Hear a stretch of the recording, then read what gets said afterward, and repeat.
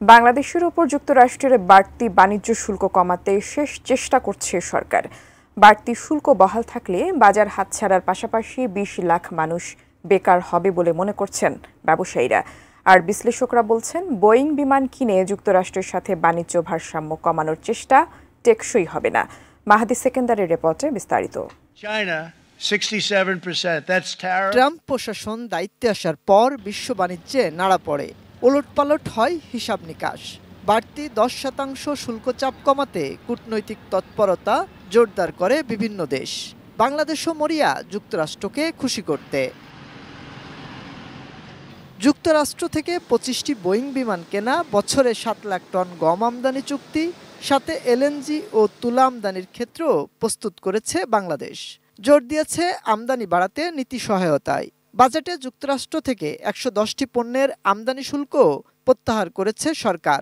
তারপরও মোট শুল্ক 35% থেকে কতটা কমানো যায় তা নিয়ে যুক্তরাষ্ট্রে বৈঠক করছে বাংলাদেশ।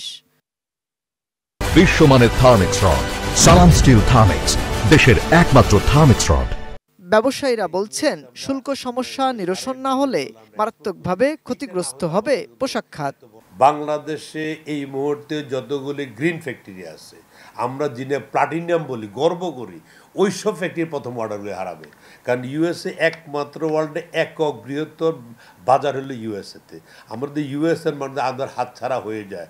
আমরা ডাইরেক্টলি আমাদের 40 লক্ষ শ্রমিকের কথা বলি, আমরা এখানে মিনিমাম 20 লক্ষ শ্রমিক চাকরিচ্যুত হবে। এখানে যুক্তরাষ্ট্রের বাইরে নতুন বাজার পাওয়া চ্যালেঞ্জের বলে মনে করছেন তারা।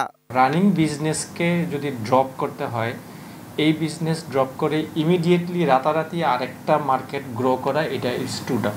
আমাদের কম্পিটিটরকে যদি আমরা মিনিমাইজ করতে চাই, তাহলে হয়তো আমাদেরকে জাস্ট আমরা যেরকম আমাদের গার্মেন্টসেরও যেরকম নতুন প্রোডাক্ট ডাইভার্সিফিকেশনের কথা বলি, সেখানে আমাদের ইম্পোর্টের ক্ষেত্রেও হয়তো আমরা এরকম প্রোডাক্ট ডাইভার্সিফিকেশনের কথা বলতে পারি। বাংলাদেশের প্রতিযোগী দেশ ভিয়েতনাম 20%, ইন্দোনেশিয়া ও ফিলিপাইন 19% শুল্ক হারে সমঝোতা করে।